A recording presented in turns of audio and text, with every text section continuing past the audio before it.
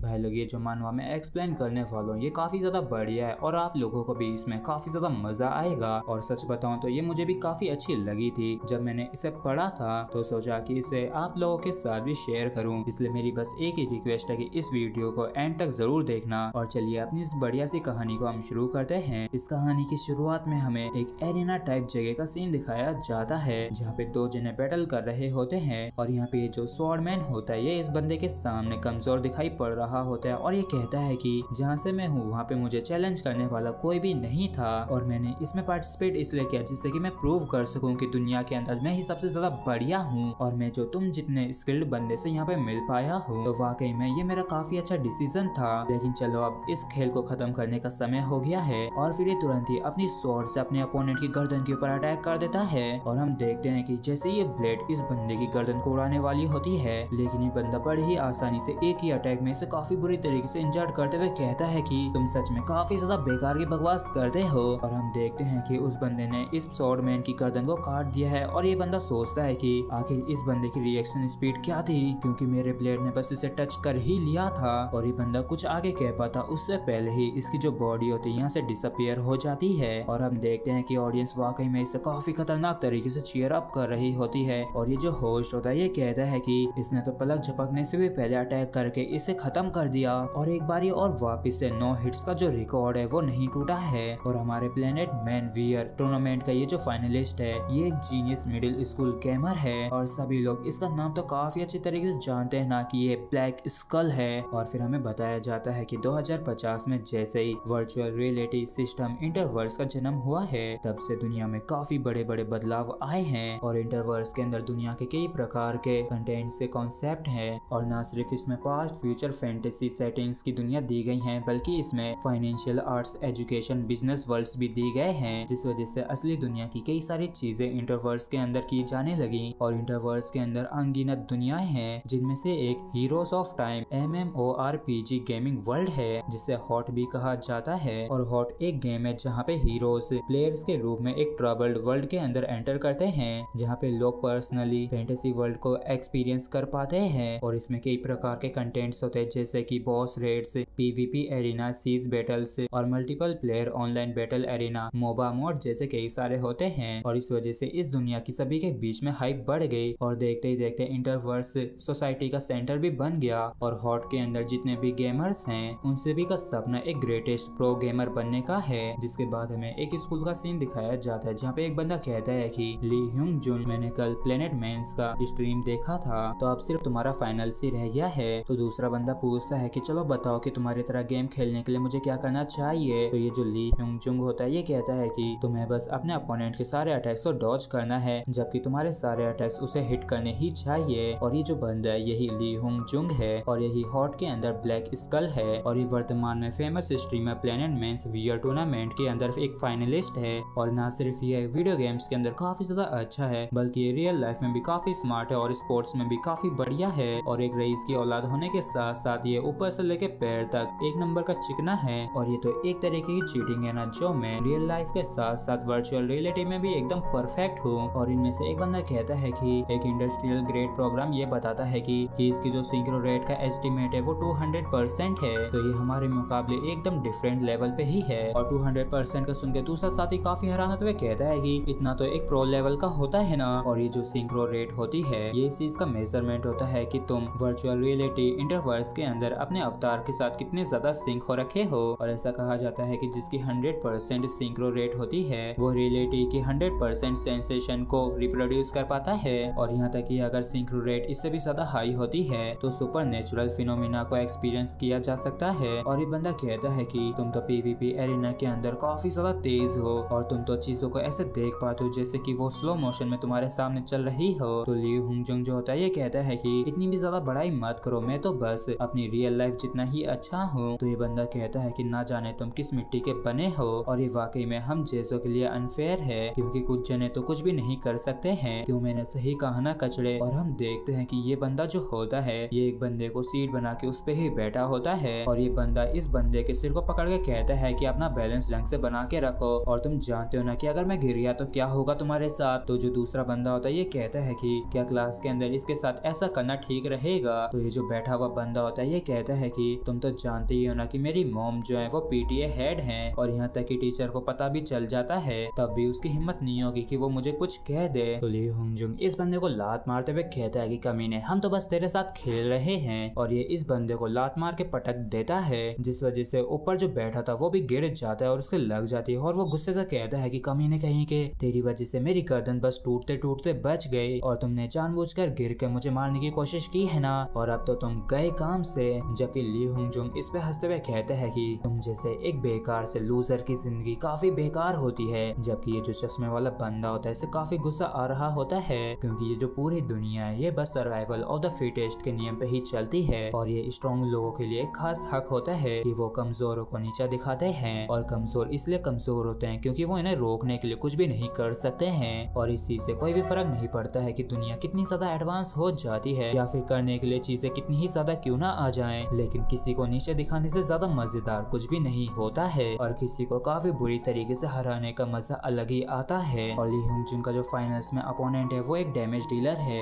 जो कि अपने अपोनेंट के हिसाब से अपनी क्लास को बदलता रहता है और पक्का वो मुझ जैसे एक एसेसिन के खिलाफ ब्रूइजर जॉब को ही सेलेक्ट करेगा जिससे कि वो मेरा सामना करने के लिए एक ही समय पे एक साथ टैंक और डेलेज डीमर का इस्तेमाल कर पाएगा। लेकिन जो लोग बार बार अपनी जॉब्स को बदलते हैं वो अपने कैरेक्टर को अच्छी तरीके से इस्तेमाल नहीं कर पाते हैं, लेकिन जो लोग बस अपनी एक ही जॉब को इस्तेमाल करते हैं वो अपनी जॉब में वो बंदे काफी ज्यादा माहिर हो जाते हैं। जिसके बाद ली होंगजुंग जो होता है ब्लैक स्कल के नाम पे इंटरवर्स के अंदर एंटर करता है जहाँ पे ये पूरी तरीके से अगले लूजर का सामना करने के लिए तैयार होता है। और हम देखते हैं कि यहाँ का जो एरिना होता है ये खचाखच ऑडियंस से भरा होता है और ये जो होस्ट होता है ये कहता है कि मैं जानता हूँ कि आप सभी ने ही इसका काफी लंबे समय से इंतजार किया है और आज का जो बैटल है वो प्लेनेट मैन वियर टूर्नामेंट का फाइनल होने वाला है और ये अब तक का सबसे बढ़िया 1v1 होने वाला है। और टूर्नामेंट के जो रूल्स हैं वो हॉट्स पीवीपी एरिना के जैसे ही हैं क्योंकि इसमें लेवल आइटम्स और सभी स्टेट्स को मॉडिफाई कर दिया जाएगा जिससे कि सभी इक्वल हो जाएं और इनमें जो अंतर होगा वो बस इनकी जॉब और स्किल्स का ही होगा। और एरिना में ये जो बैटल होगी ये एकदम प्योर मैकेनिकल और स्ट्रेटेजिक फाइट होगी। जिसके बाद एरिना के अंदर पहला कंटेस्टेंट एंटर करता है जो कि एक काफी ज्यादा माहिर एसेसिन है जिसने अभी तक सभी मैचेस के अंदर नो हिट का रिकॉर्ड बना रखा है जो कि और कोई नहीं ब्लैक स्कल है। मतलब कि एक भी मैच में कोई भी अपोनेंट इसे टच भी नहीं कर सका है और इसने अपोनेंट्स को बस अटैक और डॉज करने की रफ्तार से ही हराया है। और ब्लैक स्कल की जो ट्रू आइडेंटिटी है वो एक मिडिल स्कूलर की है और ये जो मिडिल स्कूल के अंदर ही इतना ज्यादा स्किल्ड है तो इसका एक गेमर के रूप में फ्यूचर काफी ब्राइट है। जिसके बाद एरिना के अंदर इसका अपोनेंट जो अगला कंटेस्टेंट है वो एंटर करता है और इस प्लेयर का नाम आर्क होता है जो कि अपने मन मुताबिक अपनी जॉब्स को बदलता रहता है और ये ऐसी जॉब्स को सेलेक्ट करता है जिससे कि अपोनेंट के ऊपर इसे एडवांटेजेस मिले। और होस्ट भी ये जानने के लिए काफी ज्यादा उत्सुक होता है कि आर्क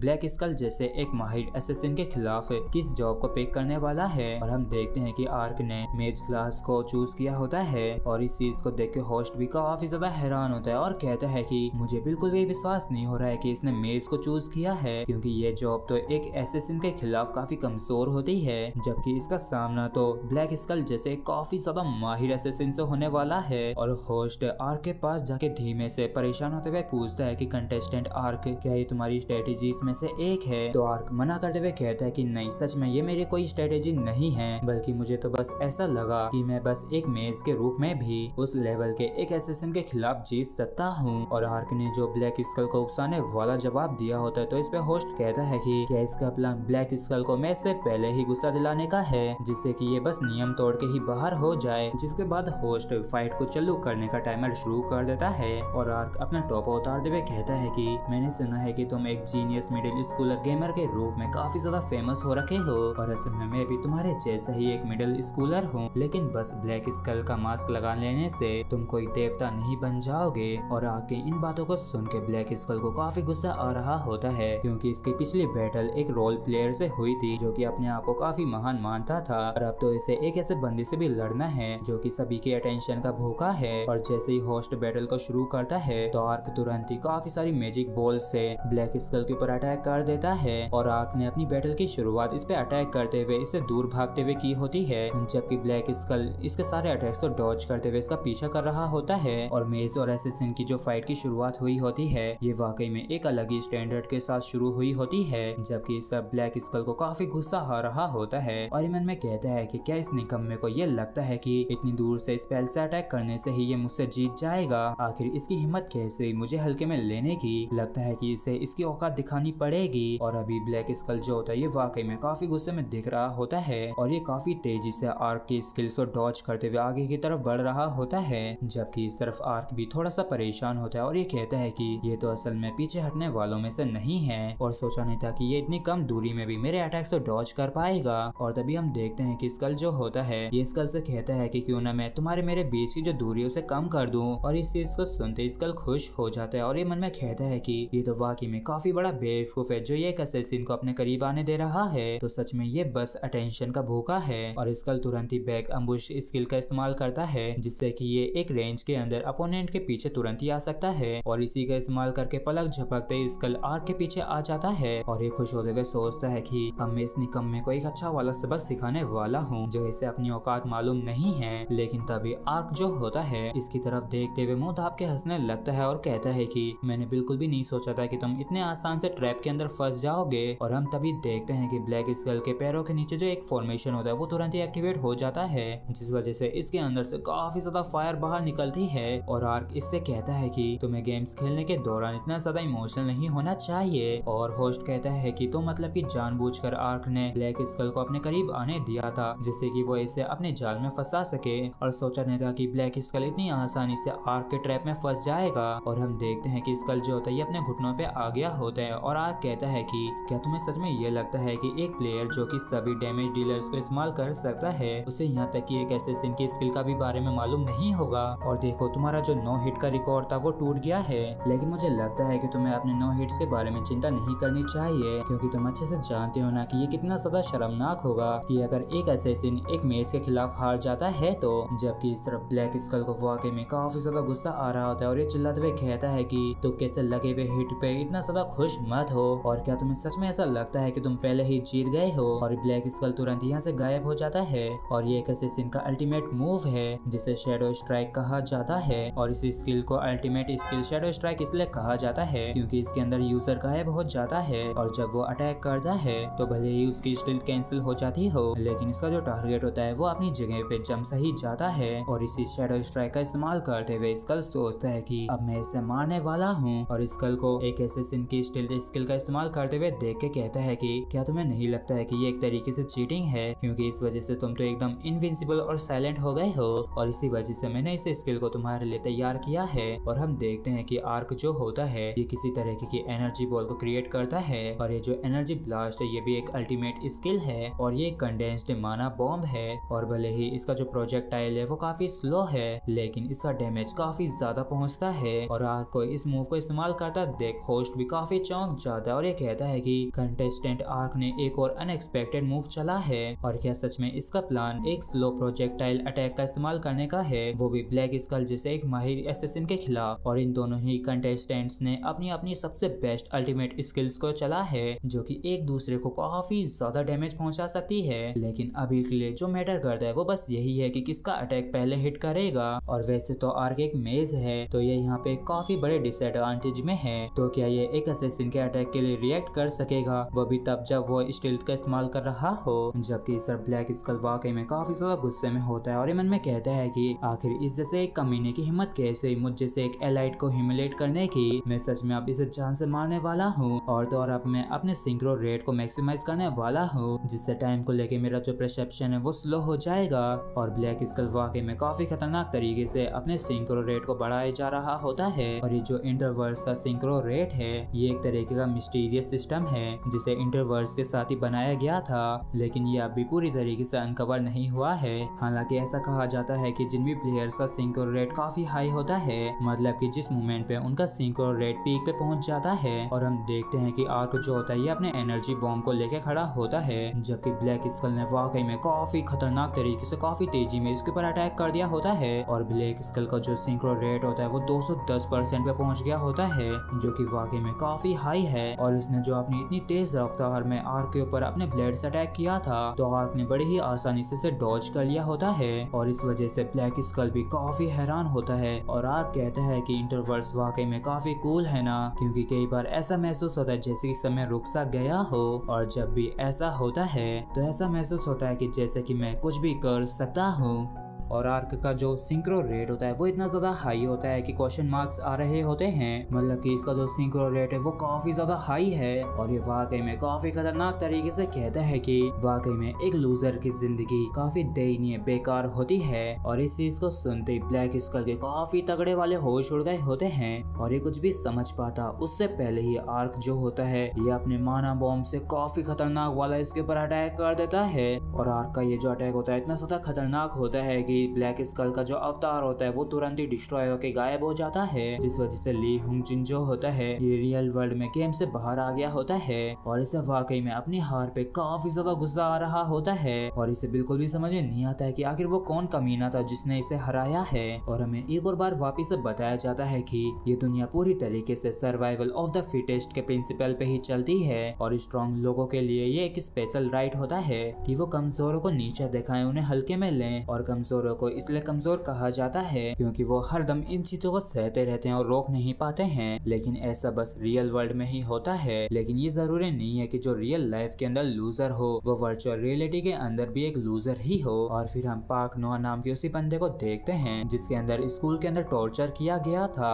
और हमें पता चलता है कि ये जो पार्क है यही वर्चुअल रियलिटी के अंदर आर्क है। और ये खुश होते हुए कहता है कि मैं सच में काफी ज्यादा एक्साइटेड हूँ कल ह्यूंग जुन के चेहरे को देखने के लिए और यही मेरी जिंदगी की कहानी है कि मैं रियल लाइफ के अंदर एक काफी बड़ा लूजर हूँ। जिसके बाद हम एक प्रोफेसर को देखते हैं जो कि कुछ जनों की प्रोफाइल देख रहा होता है और तभी एक बंदा कॉफी लाते हुए कहता है कि प्रोफेसर आखिर आप किस चीज के बारे में इतना ज्यादा सीरियसली होके सोच रहे हैं कि आपने उन स्टूडेंट्स को लेके अब भी अपना मन नहीं बनाया है जो कि रिकमेंडेशन के साथ एकेडमी के अंदर एनरोल करने वाले हैं। और क्या तुम सच में इसी चीज पे विश्वास करते हो कि सभी लोगों को इक्वल अपॉर्चुनिटीज मिलनी ही चाहिए। और मैं सच में तुम्हें एडमायर करता हूँ जो तुम लगातार अनलकी बंदे को ढूंढ रहे हो जो कि एक जीनियस स्टूडेंट होने के बावजूद भी एक बुरे इन्वायरमेंट में रह रहा है, तो तुम जिंदगी में उन्हें एक मौका देना चाहते हो। और अगर ऐसी ही बात है तो मैं भी तुम्हें एक स्टूडेंट रिकमेंड करना चाहूंगा। और कल मैं लाइव स्ट्रीम को देख रहा था जहाँ पे मुझे एक इंटरेस्टिंग बंदा मिला और वहाँ पे पता चला कि वो एक मिडिल स्कूल स्टूडेंट हैं, तो वो तो रिकमेंडेशन से एनरोल करने के लिए एकदम परफेक्ट होंगे ना। और तो और वहाँ पे काफी इंटरेस्टिंग सीन भी हुआ था, तो मैंने ज्यादा बिना कुछ सोचे उनकी सिंक्रो रेट को मेजर किया और उससे मुझे एक अनबिलीवेबल रिजल्ट मिला। और इस सिंक्रो रेट को देख के ये जो प्रोफेसर होता है ये भी काफी हैरान होते हुए कहता है कि आखिर ये रेटिंग कैसे आ सकती है, क्या ये एक इलीगल प्रोग्रामर है जो कि इंटरवर्स के अंदर एंटर किया है। तो ताकिम कहता है कि मुझे लगता है कि ये रियल हो सकता है। तो प्रोफेसर पूछता है कि ताकिम क्या आफ्टरनून का मेरा शेड्यूल फ्री है। तो ताकिम पूछता है कि क्या तुम्हारा तुरंत ही उनसे मिलने का प्लान है। तो प्रोफेसर कहता है कि हमें जल्द से जल्द इस चीज को चेक करने की जरूरत है ना, क्या सच में ऐसी सिंक्रो रेट भी पॉसिबल हो सकती है या नहीं। जिसके बाद हमें स्कूल का सीन दिखाया जाता है जहाँ पे ली पार्क को वाकई में काफी बुरी तरीके से मार रहा होता है, बिल्कुल किसी कुत्ते की तरह। और ये वाकई में काफी गुस्से में इस पर चिल्लाते हुए कहता है कि तुम कमीने कहीं कि आखिर तुम बार बार मेरे रास्ते में क्यों आते रहते हो। जबकि इसका जो चमचा होता है वो काफी हैरान होते हुए कहता है कि ह्यूंग जुन ने कभी उसे हाथ भी नहीं लगाया, तो आखिर अचानक से आज ये इस तरीके से एक्ट क्यों कर रहा है। तो दूसरा बंदा बताता है कि क्या तुमने कल नहीं देखा था कि ये फाइनल्स हार गया है और ह्यूंग जुन का गोल अम्यूचर वर्ल्ड के अंदर अपना नाम बनाने का था जिससे कि वो एकेडमी में एंटर कर सके। लेकिन इसका जो नो हिट और अनडिफीटेड का रिकॉर्ड था वो टूट गया और इसके अपोनेंट ने भी लाइव स्ट्रीम के दौरान रिवील किया था कि वो भी एक मिडिल स्कूलर है। तो इसका जो जीनियस मिडिल स्कूल गेमर का टाइटल था वो भी छीन लिया गया। तो अब कोई हैरानी नहीं है जो इतना ज्यादा गुस्से में है। जबकि इस तरफ ह्यूंग जुन काफी गुस्से में सोच रहा होता है कि उस कमीने ने जो भी कल कहा था, लेकिन उससे भी पहले मैंने उसी बात को इस कमीने से कहा था कि एक लूजर की जिंदगी काफी दयनीय बेकार सी होती है। तो क्या ऐसा हो सकता है कि यही कीड़ा वो कमीना हो। जबकि इस तरफ पार्क सॉरी कह रहा होता है और ये कहता है कि मुझे मालूम नहीं है कि मैंने क्या किया है, लेकिन प्लीज मुझे माफ कर दो। तो इस चीज को सुन के ह्यूंग जुन जो होता है ये सोचता है कि ये पक्का एक कोइंसिडेंस ही होगा, क्योंकि ऐसा हो ही नहीं सकता है कि मैं इस जैसे किसी लूजर से हार जाऊं। और फिर तुरंत यहाँ से चला जाता है। जबकि इस तरफ हम देखते हैं कि पार्क जो होता है वो इतना पिटने के बाद भी हंस रहा होता है और ये कहता है कि ये पक्का पागल हो गया होगा कल की की हार की वजह से। और जो अभी ली होंगजुन के साथ हुआ है वो बिल्कुल सही हुआ है। और जब से मैंने स्कूल के अंदर एंटर किया है तब से मुझे ली होंगजुन और इसके चमचों के द्वारा बुली किया जा रहा है। और ऐसा दिखता है कि यहाँ तक कि जितने भी इन्वेंशन हुए हैं वर्चुअल रियलिटी, काफी सारे गेम्स और एंटरटेनमेंट के, लेकिन तब भी बुलिंग रुकी नहीं है क्योंकि बुली करने वाले अपने तरीके नहीं बदलते हैं। मैंने जो ली होंगजुन को टारगेट किया है इसकी भी कोई खास वजह नहीं है और मैं हमेशा से ही यही सोचता रहा हूँ कि क्या मैं गेम के अंदर उसके खिलाफ जीत सकता हूँ या नहीं। और इसी तरीके से ये सब कुछ शुरू हुआ और लगातार लूजर की जिंदगी जीने से मेरा दिमाग खराब हो गया है। लेकिन इसका मतलब ये नहीं कि मेरी जो रियल लाइफ है वो गेम की वजह से बदल जाएगी। और मैं ये भी अच्छे से जानता हूँ कि मैं रियलिटी में बाकियों का मुकाबला नहीं कर सकता हूँ और मेरे जो एक्शन होते हैं उनसे ज्यादा मैं बस अपने स्ट्रेस को ही निकाल पाता हूँ। और इसी वजह से ये जो लंबी सी थका देने वाली मेरी स्कूल की जिंदगी है ये लगातार बिना किसी बदलाव के चले जा रही है। और तभी क्लास के अंदर पार्क का नंबर आ जाता है तो पार्क भी तुरंत ही क्लास में खड़ा हो जाता है। तो सभी लोग देखते हैं कि वाकई में इसकी जो हालत है काफी खराब हो रखी है और इस टीचर ने भी देख लिया होता है कि ये काफी बुरी तरीके से पीट रखा है। लेकिन ये तुरंत ही अपनी नजरें फेरते हुए कहती है कि तो क्या तुम मुझे बता सकते हो कि AR और VR में क्या अंतर है। जैसा कि मैंने सोचा था कि ये मुझसे अपनी नजरें हटा लेगी और एक टीचर के रूप में मेरे इस अपीयरेंस को लेके तुम बस इतना ही कहोगी। और तुम तो एक टीचर हो तो आखिर तुम मेरी मदद क्यों नहीं कर रही हो और आखिर क्यों तुम मेरी हालत के बारे में मुझसे नहीं पूछ रही हो। क्या ऐसा इसलिए क्योंकि ली होंगजुन एक काफी अमीर घर से आता है। और ये बिल्कुल वैसा ही है जैसा कि मैंने एक्सपेक्ट किया था और वाकई में ये रियलिटी तो काफी डरावनी है। और तभी टीचर कहती है कि पार्क क्या तुम मेरी बात को सुन रहे हो। और तभी एक मॉन्स्टर अटैक करता है तो पार्क उसे उड़ा देता है। और ऐसे ही काफी सारे मॉन्स्टर्स इसके ऊपर अटैक करने के लिए आ गए होते हैं जिन्हें आर्क काफी खतरनाक तरीके से और आसानी से मार देता है। जहाँ पे इन सभी को मारने के बाद इसे ताजगी महसूस हो रही होती है और ये कहता है कि रियलिटी के बारे में चिंता करने की कोई भी जरूरत नहीं है क्योंकि यही एक असली जगह जहाँ से मैं बिलोंग करता हूँ। क्योंकि मॉन्स्टर्स को लगातार मार के उनकी XP को हासिल करना जिससे कि लगातार स्ट्रॉन्ग होया जा सके। और कम से कम यहाँ पे तो मैं अपनी पूरी आजादी के साथ एक्ट कर सकता हूँ और जो चाहूँ वो कर सकता हूँ और वो भी बिना ज्यादा कुछ सोचे। और जैसा कि मैंने सोचा था कि मेली वेपन्स मेरे हाथों में काफी अच्छे लगते हैं। और ये जो होट है इसमें मेनली 3 डिफरेंट क्लासेस होती है जिसमें प्लेयर को टैंक, DPS या फिर सपोर्ट में से एक को चूज करना ही होता है जिसके बाद वो उस क्लासेस में खेल सकते हैं अपनी जॉब्स को बदलते हुए। और जो जॉब लेवल है उन्हें इंक्रीज भी किया जा सकता है जबकि क्लासेस को बाद में बदला नहीं जा सकता है। इसलिए सभी को ही अपनी क्लास काफी केयरफुली सेलेक्ट करनी होती है। और मेरी जो क्लास है वो DPS है। और वाकई में गेम के अंदर दुश्मन के डैमेज से डील करने में काफी मजा आता है। और हम देखते हैं कि इसने तकरीबन 60,000 गोल्ड कॉइंस को इकट्ठा कर लिया होता है जिन्हें देख के ये कहता है कि अगर मैं इन्हें करेंसी में बदल सका तो मुझे इस महीने के खर्चे की चिंता नहीं करनी पड़ेगी। और एक और वजह जिसकी वजह से इंटरवर्ल्ड्स को सेकंड वर्ल्ड कहा जाता है क्योंकि जितनी भी इंटरवर्ल्ड्स की दुनिया है उन सभी में ही गोल्ड की करेंसी इस्तेमाल होती है। लेकिन उससे भी ज्यादा इम्पोर्टेंट ये है कि ये जो गोल्ड है इन्हें कैश में बदला जा सकता है लेकिन ऐसा बस एडल्ट होने के बाद ही किया जा सकता है। तो अगर मैं लगातार गेम के अंदर गोल्ड को इकट्ठा करता रहता हूँ तो मैं बड़ा होने के बाद इन्हें इस्तेमाल कर सकता हूँ। लेकिन तभी एक बंदा इसके पीछे आ जाता है जिस पर जैसे ही आर्क का ध्यान जाता है तो ये बाल बचता है क्योंकि उस बंदे ने पीछे से इसके ऊपर अटैक कर दिया था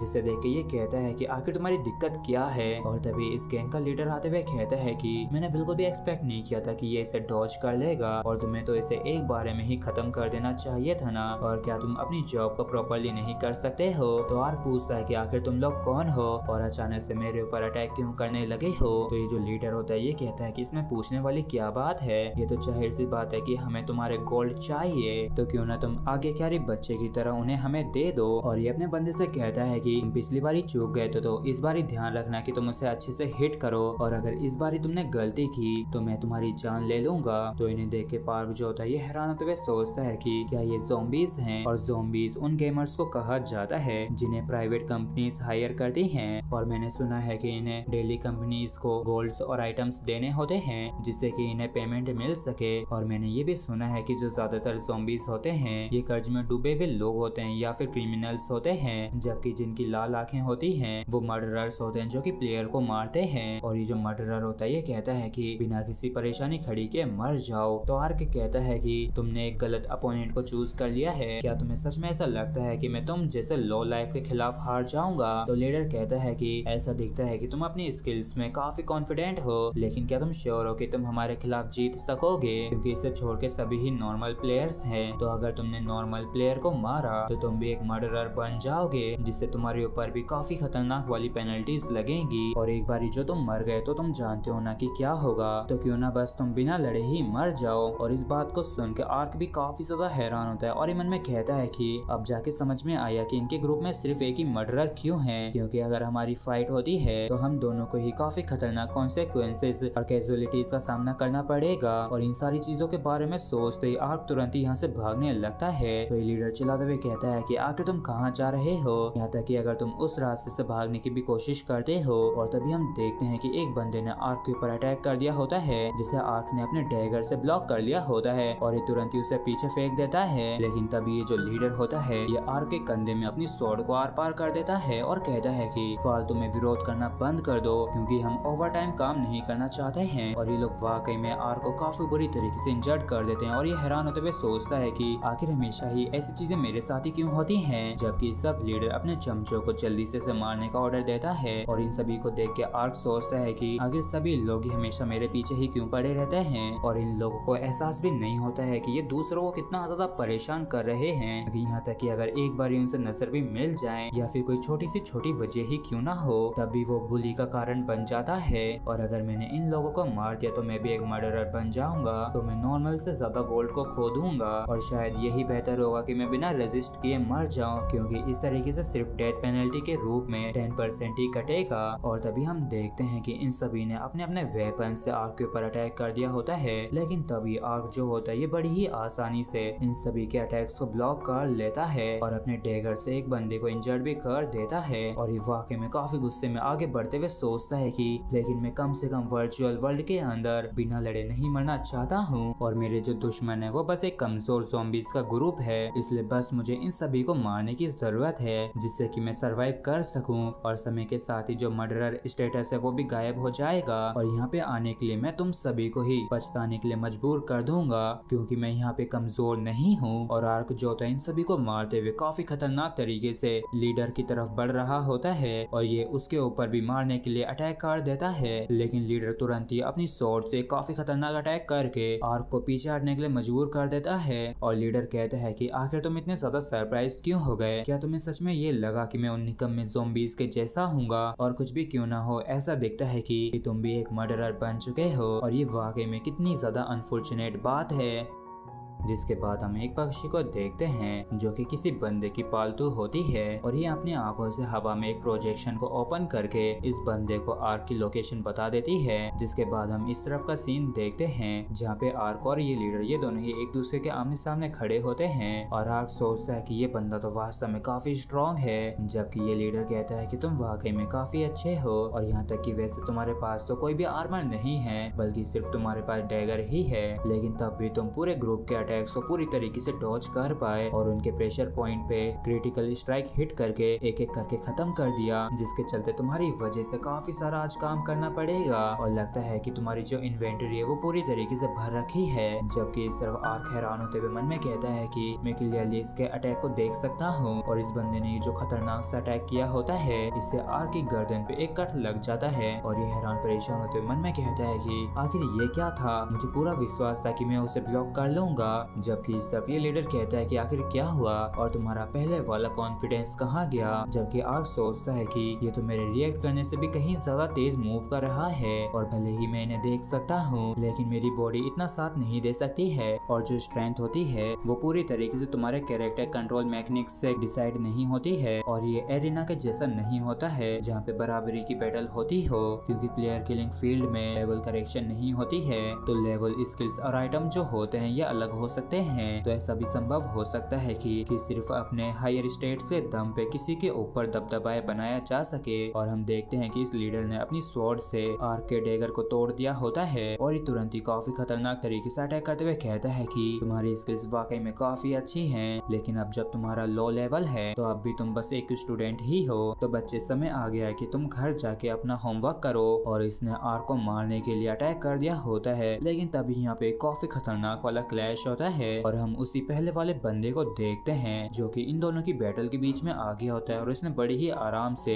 इस लीडर के स्वॉर्ड अटैक को ब्लॉक कर लिया होता है। तो लीडर गुस्से में कहता है कि आखिर तुम कौन हो। तो ये जो बंदा होता है ये कहता है कि बीच में आने के लिए माफ करना, और क्योंकि अभी मुझे इस बंदे के साथ काम है तो अभी के लिए तुम इसे नहीं मार सकते हो। और आर्क मैं तुमसे सीधे सीधे पूछता हूँ, तुमने जो हाल ही में एरिना कॉम्पिटिशन के अंदर एंटर किया था तो क्या तुमने वहाँ पे एक इलीगल प्रोग्राम को इस्तेमाल किया था। और इलीगल प्रोग्राम को सुन के आर्क काफी ज्यादा हैरान होता है और ये कहता है कि मैंने कभी भी ऐसी किसी चीज को इस्तेमाल नहीं किया है। जबकि सिर्फ इस लीडर को काफी ज्यादा गुस्सा आ गया होता है और ये कहता है कि तुम कमीने कहीं के, आखिर तुम्हें क्या लगता है कि तुम कौन हो और हमारे बीच में आके ये क्या बेकार की बकवास कर रहे हो। लेकिन ये जो खड़े बालों वाला बंदा होता है ये फोर्सफुली इस लीडर को पीछे ढकेल देता है, जिस वजह से ये लीडर डर के मारे कांप उठता है क्योंकि इस बंदे ने अपनी स्वॉर्ड को इस लीडर की गर्दन पे रख दिया होता है। और ये कहता है कि तो तुम्हारा कहने का मतलब ये है कि तुमने बिना किसी प्रोग्राम को इस्तेमाल किए 400% का सिंक्रो रेट हासिल किया था। और जैसे आर्क 400% का सिंक्रो रेट सुनता है तो ये चौंक जाता है और ये पूछता है कि क्या मैं सच में 400% के सिंक्रो रेट तक पहुंच गया हूँ। तो ये जो बंदा होता है ये कहता है कि क्या तुम अनजान होने का दिखावा कर रहे हो, क्योंकि उस मोमेंट पे जो तुमने लास्ट स्ट्राइक मारी थी उस समय तुम्हारी जो सिंक्रो रेट थी वो 400% तक पहुंच चुकी थी और आज तक कभी भी ऐसा कोई भी बंदा नहीं आया है जिसकी सिंक्रो रेट 400 तक पहुंची हो। तो क्या तुम ये कह रहे हो कि तुमने किसी भी प्रोग्राम को इस्तेमाल नहीं किया फोर्सफुली अपने सिंक्रो रेट को बढ़ाने के लिए, जिसके लिए आर्क तुरंत ही मना कर देता है और ये कहता है कि मैंने पहले कभी भी अपने सिंक्रो रेट को मेंशन नहीं करवाया है क्योंकि इसके लिए पैसा देना पड़ता है। और इस चीज को सुन के ये बंदा भी कुछ भी नहीं कह पाता है और ये हैरान होते हुए इसकी तरफ देखते हुए सोचता है कि इसे तो यहाँ तक कि अपने खुद के सिंक्रो रेट के बारे में भी नहीं मालूम। लेकिन तभी अचानक से यहाँ पे एक बॉक्स ओपन होता है और उसमें से आवाज आती है और वो कहती है कि मुझे यहाँ पे आने के लिए एक रिपोर्ट मिली थी कि यहाँ पे एक ऐसा प्लेयर है जो कि इलीगल प्रोग्राम्स को इस्तेमाल कर रहा है और ये जो चीज है ये hot world moderator NPC mimic है। और मॉडरेटर एनपीसी को यहाँ पे देख के आर्क भी हैरान होता है और इसे समझ में नहीं आता है कि आखिर यहाँ पे क्या चल रहा है। जबकि इस तरफ लीडर ने इस बंदे की स्वॉर्ड को हटा दिया होता है और ये मिमिक कहती है कि संडे प्लेयर आर्क के ऊपर है, तो अब हम अपने इवोल्यूशन को शुरू करते हैं। और एक बार और वापस से सस्पिशियस एक्टिविटी दोहराई गई है तो आर्क इस मिमिक के ऊपर चिल्लाते हुए कहता है कि मुझे इलीगल प्रोग्राम जैसे किसी भी चीज के बारे में मालूम नहीं है और तुम्हें तो मेरी बजाय उस पी के क्रिमिनल को सजा देनी चाहिए। तो मिमिक जो होती है ये भी गुस्से में आते हुए कहती है कि हॉट के अंदर पीके को पेनलाइज किया जा सकता है, हालांकि ये एक लीगल एक्शन है और ये वो सिचुएशन नहीं है जहाँ पे रूल्स को तोड़ा जाए। और अगर तुमने एक इलीगल प्रोग्राम को इस्तेमाल किया है तो तुम्हारा जो इंटरवर्स अकाउंट है वो परमानेंटली सस्पेंड कर दिया जाएगा। तो तुम्हारे समझने के लिए बहुत बहुत शुक्रिया। और जैसे पार्क सुनता है कि परमानेंटली सस्पेंड कर दिया जाएगा तो ये चौंक जाता है और ये चिल्लाते हुए कहता है कि लेकिन मैंने इलीगल प्रोग्राम जैसी किसी भी चीज को इस्तेमाल नहीं किया है। और तभी जो बंदा होता है ये एक इन्वेंटरी को ओपन करते हुए कहता है कि अगर तुमने एक इलीगल प्रोग्राम को इस्तेमाल नहीं किया है तो तुम्हारी जो प्रॉब्लम है वो सिंपल हो जाएगी, तो चलो अब इसे प्रूव करो। और फिर ये बंदा तुरंत ही पार्क को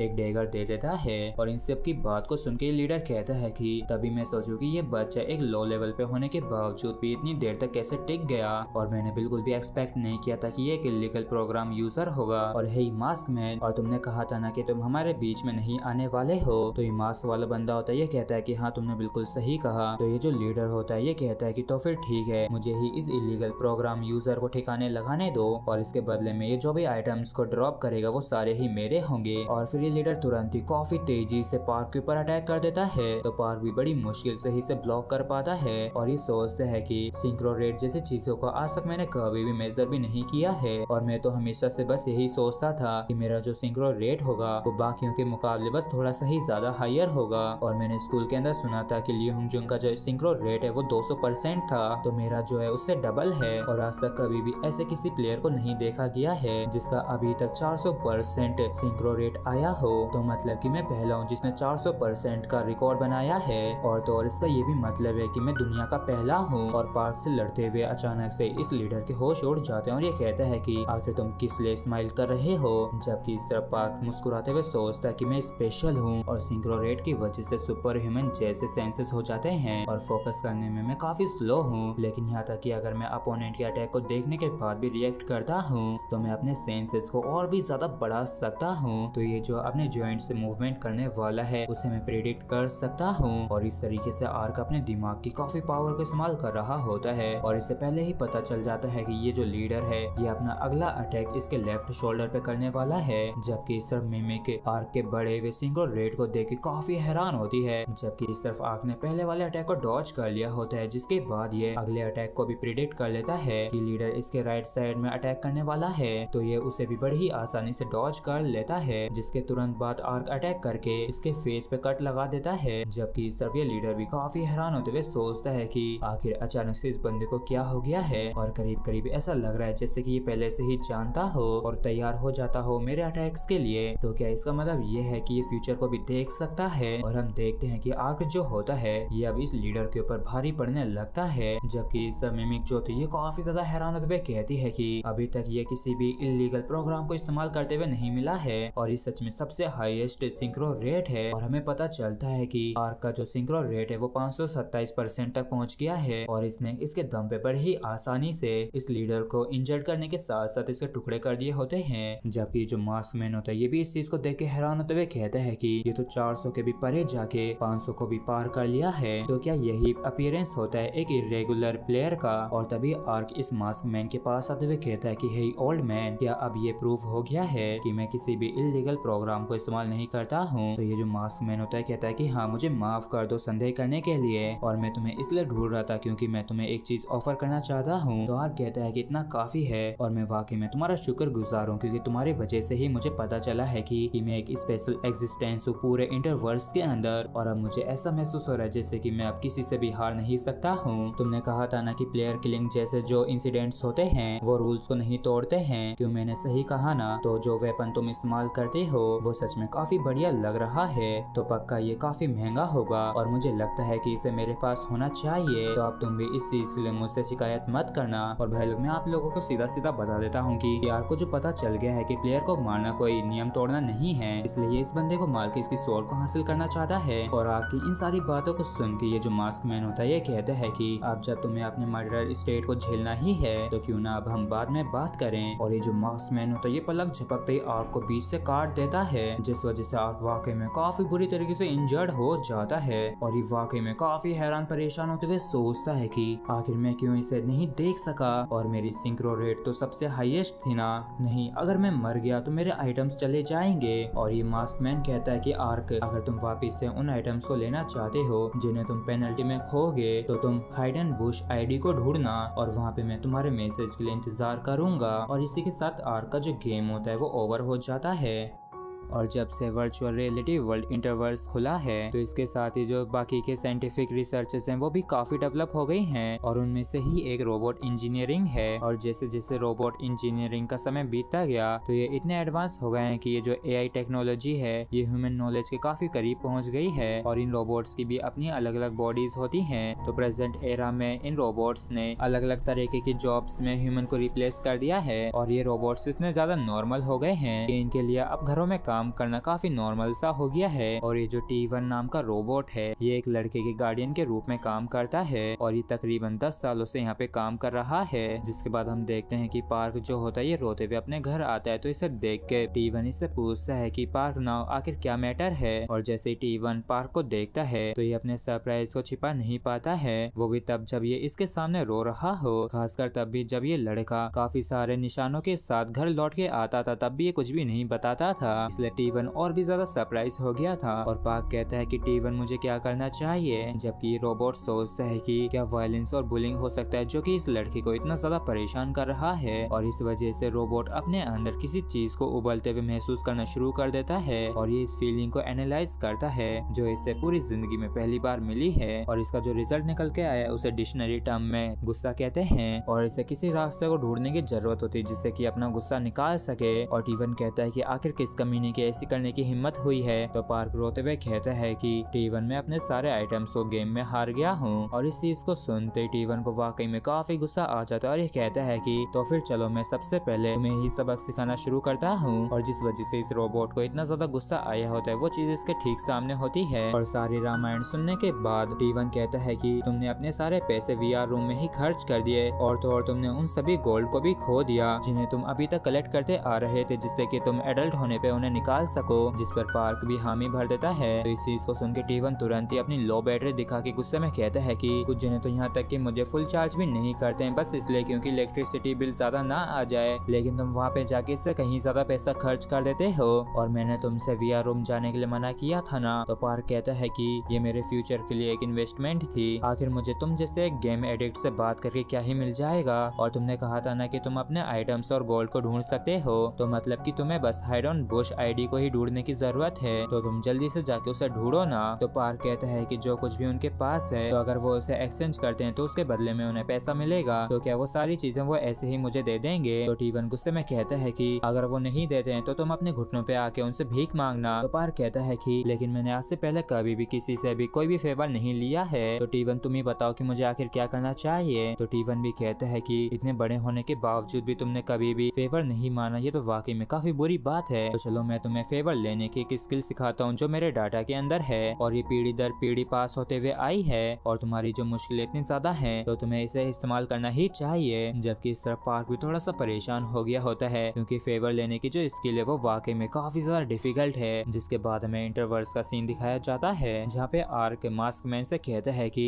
मैं आपसे रिक्वेस्ट करता हूँ कि प्लीज आप मेरे सारे आइटम्स और गोल्ड को लौटा दीजिए। और आर्क का जो रिक्वेस्ट करने का तरीका होता है ये थोड़ा अजीब सा होता है, क्योंकि बिना कपड़ों के उल्टा खड़ा होता है, और ये नोटंकी करते हुए आर्क कहता है कि मैंने सुना है कि फेवर लेने के लिए सबसे बेस्ट तरीका रहता है। मास्क मैन कहता है कि चलो आप खड़े हो जाओ, और मैं वैसे भी वो सारे आइटम्स तुम्हें लौटाने ही वाला था, यहाँ तक कि अगर तुम ये सब कुछ करते भी नहीं तब भी। तो आर्क तुरंत ही सीधा होकर बैठ जाता है। तो मास्क मैन कहता है कि उससे पहले मेरी एक कंडीशन है, और ये कॉन्ट्रैक्ट को ओपन करते हुए कहता है कि मैं चाहता हूँ कि तुम मेरे कुछ सवालों का जवाब दो। और इस इंटरवर्स कॉन्ट्रैक्ट के अंदर हाइड ऑन बुश कॉन्ट्रैक्टर होता है, जबकि आर्क कॉन्ट्रैक्टी होता है, और इस कॉन्ट्रैक्ट के तहत ये मुच्छड़ आर्क को सभी गोल्ड्स और आइटम्स लौटा देगा, लेकिन इसके बदले में आर्क को इसके सवालों के जवाब देने होंगे। लेकिन ये झूठ नहीं कह सकता है, और सारे सवालों का जवाब दिए बिना ये भाग भी नहीं सकता है, और जो भी इस कॉन्ट्रैक्ट को तोड़ता है या फिर इस कॉन्ट्रैक्ट के खिलाफ जाता है तो उसके पास जितने भी गोल्ड और आइटम्स होंगे वो नीचे गिर जाएंगे। और इंटरवर्स कॉन्ट्रैक्ट को देख के आर्क सोचता है कि क्या इसका मतलब ये है कि अगर मैंने सच्ची सच्ची इसके सवालों का जवाब नहीं दिया तो मेरे सारे आइटम से ड्रॉप हो जाएंगे। और ये जो इंटरवर्स कॉन्ट्रैक्ट होता है ये सिस्टम की मदद से इंटरवर्स के अंदर बनता है, और ये इसलिए एग्जिस्ट करता है जिससे कि दोनों साइड्स के बीच में जो ट्रेड है वो अच्छी तरीके से हो जाए। और इस कॉन्ट्रैक्ट को देख के पार्क सोचता है कि कॉन्ट्रैक्ट के डिटेल्स को देखने के बाद ऐसा नहीं दिख रहा है कि किसी भी चीज में मेरा नुकसान हो रहा हो। और फिर ये कहता है कि मैं भी तुमसे काफी सारी चीजें पूछना चाहता हूँ, तो क्या मैं भी इन्हीं रूल्स के साथ तुमसे क्वेश्चन कर सकता हूँ। तो मास्कमैन कहता है कि मुझे लगता है कि तुम भी काफी ज्यादा क्यूरियस हो गए इन सब को लेके, और बेशक तुम जो चाहो वो पूछ सकते हो, इससे कोई भी फर्क नहीं पड़ता है। जिसके बाद ये सारे रूल्स मास्कमैन पे भी अप्लाई हो जाते हैं, और तभी आर्क के जो कपड़े होते हैं वो इसके बदन पे आ जाते हैं, और अपने आइटम्स को वापस से हासिल करके ये काफी खुश होता है। मास्कमैन कहता है कि चलो बारी बारी से सवाल पूछते हैं, और फिर ये अपना सबसे पहला सवाल पूछता है कि क्या तुम सच में एक मिडिल स्कूल स्टूडेंट हो। और इस चीज को सुन के आर्क सोचता है कि ये किसी भी हाल में पता नहीं लगा पाएगा, यहाँ तक कि अगर मैं इसे गलत आंसर भी देता हूँ तो। और ये तुरंत ही झूठ बोलते हुए मना कर देता है, लेकिन तभी एक एनर्जी का काफी तगड़ा वाला इसे झटका लगता है, जिसकी वजह से इसके बदन पे से सारे कपड़े हट जाते हैं, और इसके गोल्ड कॉइंस के साथ साथ सारे आइटम्स भी बाहर गिर जाते हैं। जबकि आर्क को समझ में नहीं आता है कि आखिर ऐसा क्यों हुआ। तो मास्कमैन बताता है कि इंटरवर्स एक वर्चुअल रियलिटी वर्ल्ड है जो कि ब्रेन वेव्स का इस्तेमाल करता है, और तो ये आसानी से झूठ को भी पकड़ सकता है। और फिर आर्क एक बारी और नंगा पुंगा होके कहता है कि हाँ मैं एक मिडिल स्कूल स्टूडेंट हूँ, तो क्या मैं अपने आइटम्स को वापस से ले सकता हूँ। तो मास्कमैन कहता है कि चलो अब तुम्हारी बारी आ गई ये सवाल पूछने की। तो आर्क उदास होते हुए अपने आइटम्स को उठाते हुए कहता है कि आखिर तुम ये सब कुछ मेरे साथ क्यों कर रहे हो। तो मास्कमैन कहता है कि क्योंकि मैं तुम्हारे बारे में और भी काफी सारी चीजें जानना चाहता हूँ, और मैं तुम्हें एक गेम टीम के अंदर भी लेना चाहता हूँ, इसलिए तुम इसे बस एक सिंपल इंटरव्यू मान सकते हो। और इस गेम टीम का सुन के पार्क भी हैरान होता है। तो आर्क कहता है कि आखिर तुम किस तरीके की टीम के बारे में बात कर रहे हो। मास्कमैन कहता है कि सवाल पूछने की मेरी बारी है, और ये पूछता है कि क्या तुम्हारा कोई ड्रीम गोल है। जबकि सिर्फ आर्क को इसके सवाल बोरिंग लग रहे होते हैं, और ये कहता है कि हाँ मैं काफी सारा पैसा कमाना चाहता हूँ। और ये पूछता है कि तो बताओ कि आखिर तुम किस टीम के बारे में कह रहे थे। तो मास्कमैन बताता है कि ये एक वो टीम है जो कि फेरीलैंड एकेडमी की लीग में खेलेगी। और फेरीलैंड एकेडमी के बारे में सुनते ही पार्क भी काफी ज्यादा हैरान होता है, और ये सोचता है कि ये सच में उसी फेरीलैंड के बारे में बात कर रहा है। और मास्कमैन पूछता है कि क्या तुम्हें गेम्स खेलना पसंद है, जिस पर आर्क कहता है कि हाँ मैं पसंद करता हूँ। और ये मन में कहता है कि फेरीलैंड एकेडमी के अंदर एनरोल करना सभी प्रो गेमर्स का एक सपना होता है, तो क्या सच में ये बंदा फेरीलैंड एकेडमी से जुड़ा हुआ है। और एक बार भी इसका आइटम ड्रॉप नहीं हुआ है, तो इससे पता चलता है कि ये बिल्कुल भी झूठ नहीं बोल रहा है और मुझे नहीं लगता कि मैं कभी सपना भी देख सकता हूँ फेरी लैंड एकेडमी जैसी किसी जगह पे जाने का। और ये अपने आप से ही थोड़ा जोर से पूछता है कि क्या सच में मैं फेरी लैंड जा पाऊंगा। तो मास्कमैन कहता है कि तो क्या यही तुम्हारा सवाल है। तो इस चीज को सुन के आर्क भी चौंक जाता है और ये तुरंत ही अपना मुंह बंद करते हुए मन में कहता है कि मैंने जाने अनजाने में अपने मन की बात को थोड़ा जोर से बोल दिया। जबकि जो मास्कमैन होता है ये जवाब देते हुए कहता है कि हाँ तुम जा सकते हो अगर तुम मेरी नजरों में खरे उतरते हो तो। और फिर ये अगला सवाल पूछता है कि मान लो किसी बैटल के अंदर तुम्हारा अपोनेंट तुमसे भी कहीं ज्यादा बेहतर हुआ तो क्या तब भी तुम्हारे अंदर कॉम्बैट करने की स्पिरिट होगी अपने अपोनेंट के खिलाफ जाने की, यहाँ तक कि अगर तुम्हारी हार पूरी तरीके से गारंटीड है। और इस सवाल को सुनते ही आर्क तुरंत ही पूरे कॉन्फिडेंस जोश के साथ हामी भरने ही वाला होता है, लेकिन तभी अचानक से इसे ली हुंग जुंग का ख्याल आता है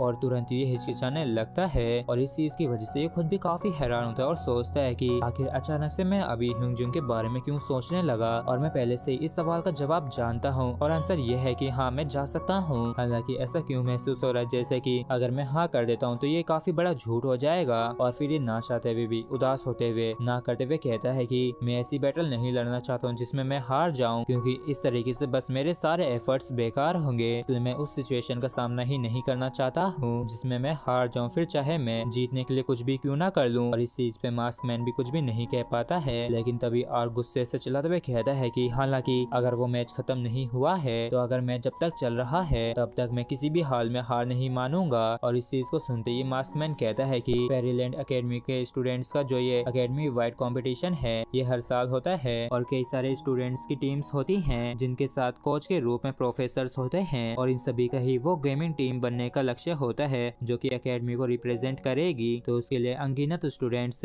जोरों शोरों से अपनी स्किल्स को काफी बेहतर करते हैं और अपने आप को काफी ज्यादा अच्छी तरीके से निखार के बेहतर करते हैं, लेकिन उनमें से ज्यादातर हार जाते हैं और 20 रास्ते में फेल हो जाते हैं और इसके साथ ही उनके सपने भी टूट जाते हैं। मगर बदकिस्मती से उनमें से सिर्फ कुछ ही लोग सरवाइव कर पाते हैं और किसी और के द्वारा अपने सपनों को टूटने से बचाने के लिए काफी मशक्कत करनी पड़ती है। और यहाँ तक कि जीतने वाली टीमों में भी सिर्फ एक ही MVP होता है। और फिर मार्क्समैन तुरंत ही अपने स्वॉर्ड को निकाल के आर्क की तरफ करते हुए कहता है कि तो क्या तुम में साहस है कि तुम उस जैसी जगह पे सरवाइव कर सको। और इस चीज को सुन के आर्क सोचता है कि ईमानदारी से कहूँ तो हारना तो मुझे भी पसंद नहीं है, इसलिए मैं बस गेम्स के माध्यम से ही ली हुंगजुंग से बदला लिया क्योंकि इसमें मैं काफी कॉन्फिडेंट था कि मैं ये कर सकता हूँ। और अब जब मेरे अंदर कॉन्फिडेंस था तो मैं उस गेम के अंदर भी जीत गया था, लेकिन रियलिटी में तो ली हुंगजुंग और मेरे बीच में जो अंतर है तो उसके सामने मैं पूरी तरीके से होपलेस हूँ। और सिर्फ एक ही वजह जिसकी वजह से मैं ली हुंगजुंग की गैंग का सामना नहीं कर पाता हूँ, क्योंकि मैं कह सकता हूँ कि मैं एक लूजर नहीं हूँ और मैं ऐसा कभी भी नहीं कह पाता अगर मैं बैटल फील्ड के अंदर ही उनके खिलाफ खड़ा नहीं हो सकता तो अगर मैं किसी और ऐसे अपोनेंट से मिलता हूँ जिसके खिलाफ जा पाना मेरे लिए काफी ज्यादा मुश्किल होगा या फिर जा ही ना सकूं तो आखिर मैं उसके साथ कैसे निपटूंगा। तो ये जाहिर सी बात है कि इसका जवाब मैंने पहले ही दे दिया है और किसी न किसी दिन तो ये चॉइस बनानी ही थी आगे बढ़ने के लिए। और पार्क तुरंत ही इस मास्कमैन की स्वॉर्ड को अपने हाथ से पकड़ लेता है और जिस वजह से इसके हाथ में से ब्लड गिरने लगता है और ये कहता है कि तुमने गलत कहा, बारी मेरी थी सवाल करने की, क्या तुम्हें किसी ऐसे की जरूरत है जो कि टीम का एस बन सके। तो मास्कमैन अपनी स्वॉर्ड को गायब करते हुए कहता है कि हाँ मुझे जरूरत है, लेकिन सीरियसली तुम्हें काफी ज्यादा कमी है अगर तुम एक एस डीलर बनना चाहते हो तो। और शायद तुम्हें यहाँ तक कि ये भी मालूम नहीं होगा कि तुम्हें आखिर मेरे द्वारा क्यों काट दिया गया था। और यहाँ तक कि वैसे तुम्हारा जो सिंक्रो रेट है वो काफी ज्यादा हाई है, तब भी ऐसी काफी सारी चीजें हैं जो तुम नहीं जानते हो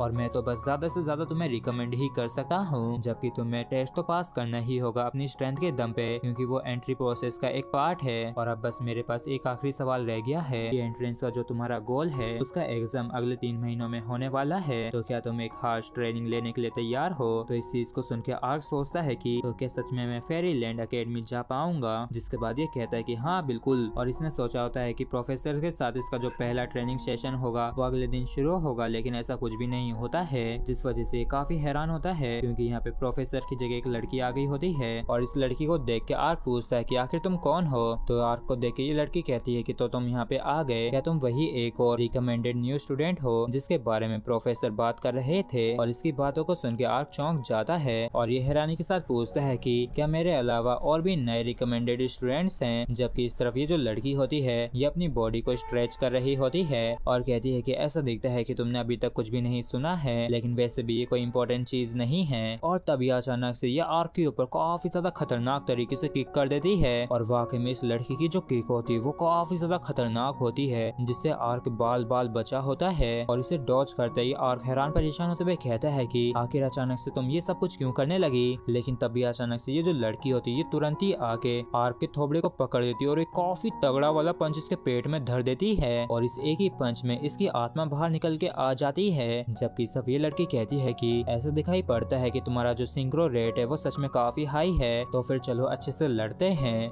और इस बात को सुन के आर्क कहता है कि चलो लड़ने से आखिर तुम्हारा क्या मतलब है और ये अचानक से तुम क्या करने लगी हो। जबकि ये पिंकी कहती है कि ऐसा दिख रहा है जैसे कि इसने अपने दर्द वाला जो सेंस है उसे कम कर दिया है और ऐसा दिख रहा है जैसे कि ज्यादा कुछ फील नहीं कर रहा है। और ये फिर आर्क से पूछती है कि आखिर तुम्हारा पेन परसेप्शन रेट परसेंटेज क्या है, क्या तुम्हें सच में लगता है कि मैं किसी ऐसी कमीनी को बताऊंगा जिसने अचानक से मुझ पे अटैक कर दिया। और इस चीज को सुन के ये जो पिंकी होती है गुस्से में आके कहती है कि मैंने पूछा है कि आखिर तुम्हारा परसेंटेज क्या है। और आर्क पूछता है कि ना जाने ये क्या बला है, क्या ये भी एकेडमी से रिलेटेड है, और ये बता देता है कि 1% है। तो ये लड़की कहती है कि आखिर तुम जैसे डरपोक का इतना ज्यादा हाई सिंक्रो रेट कैसे हो सकता है, क्योंकि बाकी के लोग अपने पेन परसेप्शन रेट को मैक्स 20% तक ले जाते हैं और इस तरीके से वो अपने सिंक्रो रेट को बढ़ा पाते हैं। और इस चीज को सुन के जो आर्क होता है ये हैरान होते हुए सोचता है कि तो क्या इसका मतलब ये है कि सिंक्रो रेट बढ़ जाएगा अगर पेन परसेप्शन रेट को बढ़ा दिया जाए तो। और फिर ये लड़की वापस से लड़ने के लिए तैयार होते हुए कहती है कि पेन परसेप्शन रेट का जो मैक्स लेवल है वो 20% है और तुम बिल्कुल वैसा महसूस कर पाओगे जैसे कि मैंने 20 बार हिट किया हो। जबकि सिर्फ आर्क जो होता है ये कहता है कि आखिर अनोइंग से तुम्हारा क्या मतलब है, और इसने इसके पंच को डॉज कर लिया होता है और इस वजह से खुश होते हुए कहता है कि क्या तुम्हें सच में लगता है कि मैं पहले की तरह वापस से इस पंच को खा लूंगा। लेकिन तभी अचानक से इसके काफी तगड़े वाले होश उड़ जाते हैं क्योंकि इस पिंकी ने अपने शोल्डर से अटैक कर दिया होता है। जिसके बाद हम ताकिम को देखते हैं 16 साल के पार्क नोआ की प्रोफाइल को देख रहा होता है और ये कहता है कि ये तो अभी मिडिल स्कूल में ही स्टडी कर रहा है और सोचा न था कि इसके घर में इसके पास कोई भी VR इक्विपमेंट नहीं होगा, तो तुमने अगले 3 महीनों का जो VR रूम का खर्चा था वो इसे तुमने दे दिया। क्यों मैंने सही कहा ना प्रोफेसर। और चलिए बताइए कि उसके साथ कैसी मीटिंग थी। और ये जो प्रोफेसर है यही वो मास्क मैन जो कि पार्क से मिलने गया था और ये कहते हैं कि उसका जो सिंक्रो रेट है वो डेफिनेटली ऑर्डिनरी नहीं है, लेकिन उसे अब भी काफी सारी चीजों के ऊपर काम करने की जरूरत है। तो ताकिम कहता है कि ये सच में काफी मुश्किल हो जाएगा अगर उसके पास सिर्फ सिंक्रो रेट ही होती है तो, और अब जब इन्हें ये करने की ही जरूरत है तो इन दिनों इनकी काफी कड़ी ट्रेनिंग होगी। तो प्रोफेसर कहता है कि इसी वजह से मैंने कैरी से कहा है जिससे कि ये उसकी मदद कर सके इस चीज को रियलाइज करने में। और इस चीज को सुनते ताकिम भी परेशान होते हुए कहता है कि कैरी के साथ बैटल, और मुझे लगता है कि इतनी बुरी तरीके से पिटने के बाद वो कहीं सदमे में ना चला जाए। तो प्रोफेसर कहता है कि रिजल्ट काफी जल्दी आ जाएगा और तुम्हें कभी पता नहीं चलेगा। यहाँ पे कुछ ऐसे भी हमेशा मॉन्स्टर्स होते हैं जो कि तुम्हारी एक्सपेक्टेशन के खिलाफ जा सकते हैं। जिसके बाद हाइडन बुश ये जो प्रोफेसर है इंटरवर्ल्स में एंटर कर लेता है और प्रोफेसर के यहाँ पे आते ही हम देखते हैं कि कैरी ने आर्क को काफी बुरी तरीके से दबोच रखा होता है और प्रोफेसर को देखते ही कैरी काफी खुश हो जाती है। जबकि प्रोफेसर जैसे ये नजारा देखता है तो हैरान होते हुए सोचता है कि क्या मैंने कुछ ज्यादा ही एक्सपेक्ट कर लिया था। जबकि इस तरफ आर्क चलाते हुए कहता है कि मुझे जाने दो और प्लीज वहाँ पे बस ऐसे ही खड़े मत रहिए, यहाँ पे आके इस मोटी भैंस का कुछ करिए। तो इस चीज को सुन के कैरी का गुस्सा आ जाता है और ये तुरंत ही से और ज्यादा टॉर्चर करने लगती है। और इन दोनों के इस ड्रामे को देख के प्रोफेसर भी अपना माथा पकड़ लेते हैं और ये कहते हैं कि चलो मैं तुम दोनों को इंट्रोड्यूस करवा देता हूँ। इस कैरेक्टर का नाम आर्क है और इसकी DPS की पोजीशन है और अब से ये हमारे साथ ही ट्रेनिंग करेगा क्योंकि ये भी एक रिकमेंडेड न्यू स्टूडेंट बन गया है। और ये जो कैरेक्टर है इसका नाम कैरी है और इसकी भी बिल्कुल तुम्हारे जैसे ही DPS की पोजीशन है। और तुम्हारी जानकारी के लिए बता दूं कि ये भी एक रिकमेंडेड स्टूडेंट है जिसे 6 महीने पहले सिलेक्ट किया गया था। तो तुम दोनों एक ही टीम में होने वाले हो अगर तुम दोनों ही सिलेक्ट होते हो तो। और प्रोफेसर आगे कुछ कह पाता उससे पहले ही आर्क चिल्लाते हुए कहता है कि क्या तुम भी एक रिकमेंडेड स्टूडेंट हो। तो कैरी चिल्लाते हुए कहती है कि ऐसा एक्ट मत करो जैसे कि तुमसे कोई झूठ बोला गया हो, और कोई क्या ही कर सकता है जब तुमने ही सिचुएशन को गलत समझ लिया हो। और इन दोनों को इस तरीके से झगड़ता देख के प्रोफेसर कहता है कि मैं अभी ही बता सकता हूँ कि इनके आने वाला फ्यूचर कैसा हो सकता है। तो कैरी यहाँ से जाते हुए कहती है कि आपने जो मुझे काम दिया था उसे मैंने निपटा दिया है, तो अब मैं ट्रेनिंग के लिए जा रही हूँ। तो प्रोफेसर कहता है कि कैरी बस मुझे एक और चीज बताते जाओ, क्या तुम कुछ कहना चाहोगी जब तुम आर्क के खिलाफ गई थी। तो कैरी कहती है कि एक नंबर का कमीना है, लेकिन ये तभी कहती है कि ये बुरा महसूस हुआ। और इस बात को सुन के प्रोफेसर भी थोड़ा हैरान होता है जबकि आर्क काफी ज्यादा गुस्से में कहता है कि ये सच्ची में एक नंबर की कमीनी है। तो क्या इस बिगड़ेल जैसे और भी ज्यादा स्टूडेंट्स को रिकमेंड किया गया है। तो प्रोफेसर कहता है कि जिन स्टूडेंट्स को मैंने रिकमेंड किया है वो कैरी और तुम हो, मतलब कि बस तुम दोनों ही हो। और क्या मैं तुम्हारी भी राय ले सकता हूँ? जो तुम अकेडमी के एक और रिकमेंड स्टूडेंट के खिलाफ गए थे। तो इस बात को सुन के आर्क हैरान होता है और कहता है कि ऐसा दिखता है कि सिंक्रो रेट के अलावा और भी चीजें जिसमें प्रो बनने की जरूरत है। और वो जो लड़की कैरी थी वो बिन मतलब की मूवमेंट किए बिना मूव कर पा रही थी, जैसे कि उसने इसके लिए काफी ट्रेन किया हो। और वो वाकई में उससे कहीं ज्यादा ताकतवर थी जिससे मैं पिछली बार ही लड़ा था। और आखिर में इस चीज को कैसे डिस्क्राइब करूं? आप बस यही समझ लिए कि मुझे ऐसा महसूस हुआ जैसे कि मैं किसी दीवार से भिड़ गया। और सिंक्रो रेट को इस्तेमाल करने के बाद मुझे ऐसा महसूस हुआ जैसे कि मेरी बॉडी के अंदर जो स्ट्रेंथ है वो गायब हो गई। तो प्रोफेसर कहता है कि कम से कम तुम मेन पॉइंट तक पहुंच तो गए, और ऐसा इसलिए हुआ क्योंकि तुमने अपने सिंक्रो रेट को मैक्सिमम पे इस्तेमाल किया। और एक बारी जैसे ही तुमने मैक्सिमम को हिट किया तो तुम मॉनेटरी बर्नआउट में पड़ गए, मतलब कि तुम्हारी एनर्जी चली गई। और बर्नआउट स्टेट के दौरान सिंक्रो रेट को इस्तेमाल करके सेंसेस को इंक्रीज करना नामुमकिन हो जाता है। और जिस वजह से तुम पहले मुझसे कट गए थे उसके पीछे का भी यही कारण है। और सिंक्रो रेट एक लौती चीज नहीं है जिसमें बेहतर होने की जरूरत है वर्चुअल रियलिटी गेम के अंदर, क्योंकि hand to hand combat game skills को बढ़ाती है, जबकि मेडिटेशन मेंटल केयर के लिए होती है। और जो कोई भी बिना किसी हिचकिचाहट के इन चीजों को सीखता है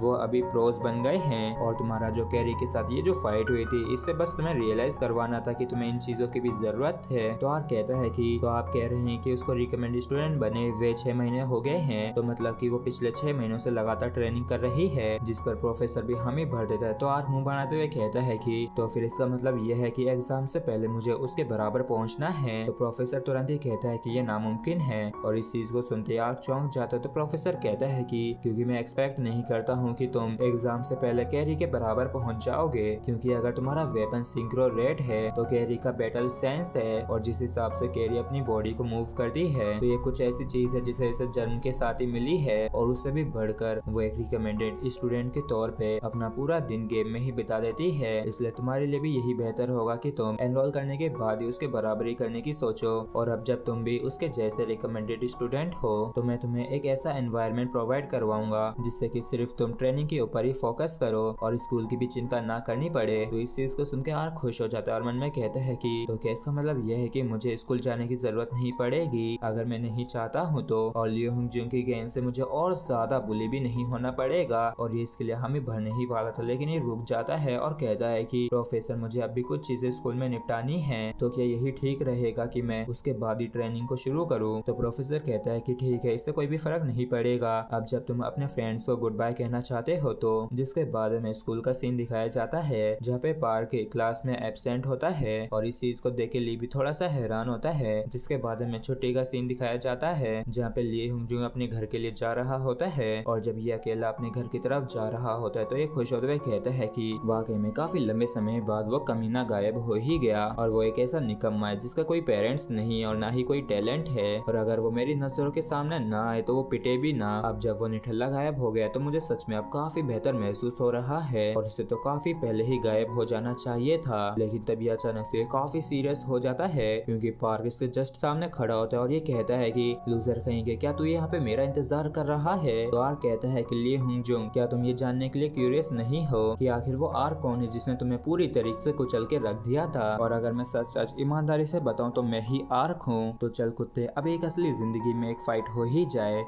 और पार्क ने जो चश्मे पहन रखे वो इसलिए नहीं पहन रखे क्योंकि इसकी नजरें खराब हो रखी हैं, बल्कि ये तो सिर्फ डेकोरेशनल ग्लासेस हैं और एक तरीके से कैरेक्टर क्रिएशन के लिए इंग्रेडिएंट हैं। और मैं इन ग्लासेस को इसलिए लगाता हूँ जिससे कि मैं अपनी आइडेंटिटी को छिपा सकूँ, जिससे कि मैं एक साइलेंट और बेकार से स्टूडेंट का रोल निभा सकूँ। और सिर्फ इसकी वजह से स्कूल के अंदर मेरा कैरेक्टर पूरी तरीके से बदल जाता है और आर्क का मास्क पहन के मैं वर्चुअल रियलिटी के अंदर अपने आप को अच्छी तरीके से एक्सप्रेस कर पाता हूँ। और इस मेथड का इस्तेमाल करके मैं अपने आप को इन हार्श कंडीशंस में क्रश होने से बचा रहा था, और इस तरीके से मैंने अपनी जिंदगी को जीने का चूज किया। और मैं सोचा कि ये तरीका वाकई में काफी अच्छा है, लेकिन जब असली ही जिंदगी अनफॉर्चुनेट हो तो इसे एक्सेप्ट करना ही पड़ता है और इसमें कुछ भी नहीं किया जा सकता है। और जब तक मैं बैटल फील्ड के अंदर एंटर नहीं करूंगा तब तक मुझे हार का भी सामना नहीं करना पड़ेगा, और सिर्फ लूजर्स ही बैटल लड़ने से लड़ते हैं। और फिर पार्क ली से कहता है कि सच कहूँ तो मैं ही आर्क हूँ, तो चल कमीने एक असली जिंदगी में भी फाइट हो ही जाए। और ये कह के आर्क पूरी तरीके से लड़ने के लिए तैयार हो जाता है, जबकि ली इस बात को सुन के हैरान हो जाता है और ये कहता है कि क्या तुम आर्क हो? अच्छा तो तुम ही हो वो, तो क्या तुम तब तक पिटना चाहते हो जब तक कि तुम मर नहीं जाते हो? और इतना कह के ये आर्क के ऊपर एक पंच कर देता है, लेकिन पार्क बच जाता है और ये मन में कहता है कि इसमें डरने जैसा कुछ भी नहीं है और जानबूझकर मैंने तब तक का इंतजार किया जब तक कि ये अपने साथियों से अलग नहीं हो गया और तुमने ना जाने कितनी बार ही इस फाइट के बारे में सोचा है, इसलिए तुम्हें बस इसे एक गेम की तरह ही सोचना है। इसलिए मुझे सबसे पहले इसे एक ताना मारने की जरूरत है जिससे कि इसकी मेंटेलिटी हिल जाए और ये नंबर 1 सेंटेंस है जिसे हर एक टीन कहना चाहता है।